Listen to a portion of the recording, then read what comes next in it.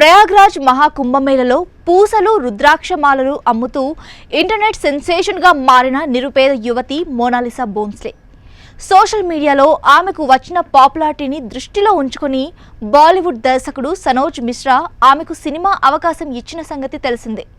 తాజా సమాచారం ప్రకారం సినిమాల్లో అవకాశం ఇస్తానని చెప్పి సనోజ్ తనని మోసం చేశాడంటూ ఝాన్సీకి చెందిన ఓ యువతి పోలీసులకు ఫిర్యాదు చేసినట్లు తెలుస్తోంది. దీంతో ఢిల్లీ పోలీసులు ఆయన్ని అదుపులోకి తీసుకున్నట్లు కథనాలు వెలువడుతున్నాయి. టిక్ టాక్, ఇన్స్టా వేదికగా 2020లో సనోజ్తో తనకు పరిచయం ఏర్పడిందని, సినిమాల్లో అవకాశం ఇస్తానంటూ ఆయన తరచూ కూడా ఫోన్ కాల్స్ చేస్తుండేవాడని యువతి ఫిర్యాదులో పేర్కొంది.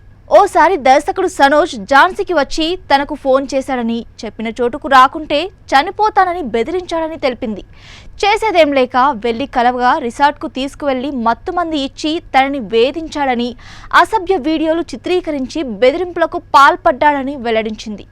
ఆ వీడియోలు బయట పెడతానని బెదిరిస్తూ పలుమార్లు తనపై అత్యాచారం చేశాడని తెలిపింది. సినిమాల్లో అవకాశం ఇస్తానని, పెళ్లి చేసుకుంటానని తప్పుడు ప్రమాణాలు చేశాడని ఆమె ఫిర్యాదులో పేర్కొంది.